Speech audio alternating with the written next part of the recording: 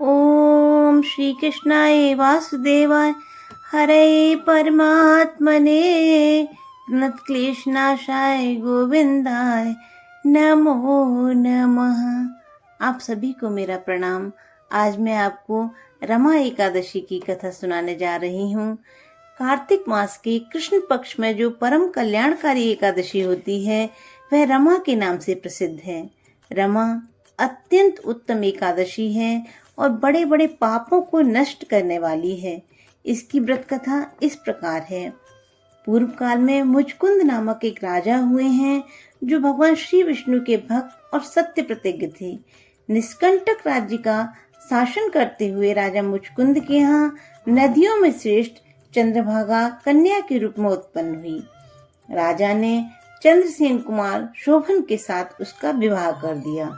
एक समय की बात है, शोभन अपने ससुर के घर आए। उनके यहाँ प्रत्येक दशमी के दिन समूचे नगर में ढिंढोरा पिटवाया जाता था कि एकादशी के दिन कोई भी भोजन न करे। यह घोषणा सुनकर शोभन ने अपनी प्यारी पत्नी चंद्रभागा से कहा, प्रिय, मुझे इस समय क्या करना चाहिए, इसकी शिक्षा दो। चंद्रभागा बोली, प्राणनाथ, मेरे पिता के घर पर तो एकादशी को कोई भी भोजन नहीं कर सकता। हाथी, घोड़े, हाथियों के बच्चे तथा अन्य पशु भी अन्न, घास तथा जल तक ग्रहण नहीं कर पाते। फिर मनुष्य एकादशी के दिन कैसे भोजन कर सकते हैं? प्राणनाथ, यदि आप भोजन करेंगे तो आपकी बड़ी निंदा होगी। इस प्रकार मन में विचार करके अपने चित्त को दृढ़ कीजिए। शोभन ने कहा, प्रिय, तुम्हारा कहना उचित है। मैं भी आज उपवास करूंगा। देव का जैसा विधान है वैसा ही करना उचित है। इस प्रकार दृढ़ निश्चय करके शोभन ने व्रत के नियम का पालन किया।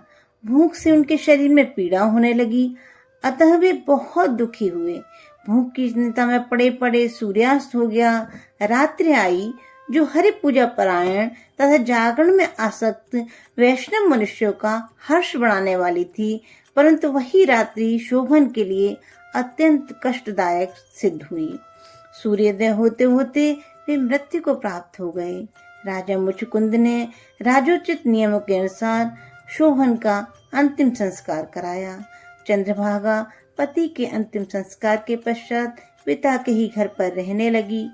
रमा नामक एकादशी के व्रत के प्रभाव से शोभन मंदराचल के शिखर पर बसे हुए परम रमणीक देवपुर को प्राप्त हुआ। वहां शोभन को द्वितीय कुबेर की भांति सम्मान प्राप्त होने लगा। राजा मुचकुंद के राज्य में सोम शर्मा नामक एक प्रसिद्ध ब्राह्मण रहते थे। वे तीर्थ यात्रा के उद्देश्य से भ्रमण करते हुए मंदराचल पर्वत पर गए। वहां उन्हें शोभन दिखाई दिए। राजा के दामाद को पहचान कर वे उनके समीप गए। शोभन भी उस समय द्विश्रेष्ठ सोम शर्मा को आया जान शीघ्र ही आसन से उठकर खड़े हो गए और उन्हें प्रणाम किया। फिर क्रमशः अपने ससुर राजा मुचकुंद, प्रिय पत्नी चंद्रभागा का तथा समस्त नगर का कुशल मंगल पूछा। सोम शर्मा ने कहा, राजन, वहाँ सब कुशलता पूर्वक हैं। यहाँ तो अद्भुत आश्चर्य की बात है। ऐसा सुंदर और विचित्र नगर तो कहीं किसी ने भी नहीं देखा होगा। तुम्हें इस नगर की प्राप्ति कैसे हुई, मुझे बताओ। शोभन बोले, द्विश्रेष्ठ, कार्तिक मास के कृष्ण पक्ष में जो रमा नाम की एकादशी होती है, उसी का व्रत करने से मुझे ऐसे नगर की प्राप्ति हुई है।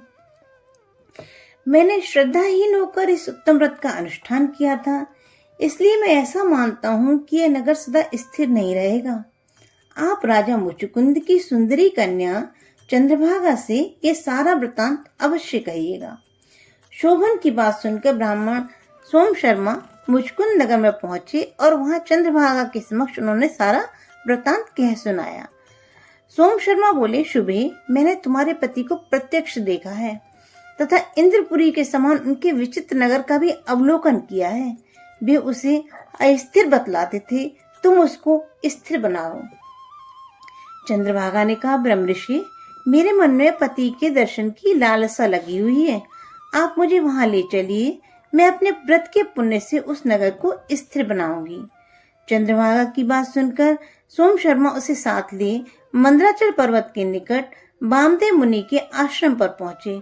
वहाँ ऋषि के मंत्र की शक्ति तथा एकादशी सेवन के प्रभाव से चंद्रभागा का शरीर दिव्यमान हो गया तथा उसने दिव्य गति प्राप्त कर ली।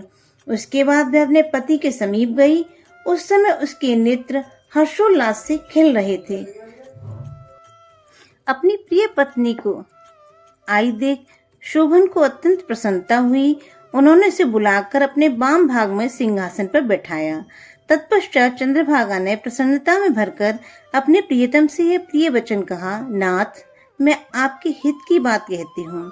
सुनिए, पिता के घर में रहते समय जब मेरी अवस्था 8 वर्ष से अधिक हो गई, तभी से लेकर आज तक मैंने जो एकादशी के व्रत किए हैं और उनसे मेरे भीतर जो पुण्य संचित हुआ है, उसके प्रभाव से यह नगर कल्प के अंत तक स्थिर रहेगा तथा सब प्रकार के मनोवांछित वैभव से समृद्धशाली होगा।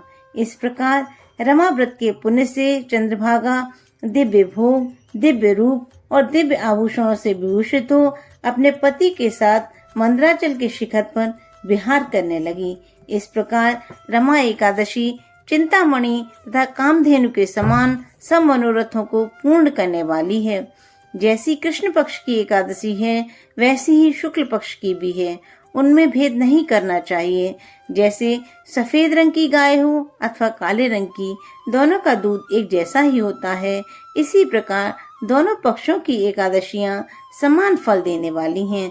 जो मनुष्य एकादशी व्रतों का महात्म्य सुनता है, वह सब पापों से मुक्त हो श्री विष्णु लोक में स्थान पाता है। बोलो विष्णु भगवान की जय, एकादशी माता की जय। भजमन नारायण नारायण नारायण, भजमन नारायण नारायण नारायण, श्रीमन नारायण नारायण नारायण, भजमन नारायण नारायण नारायण।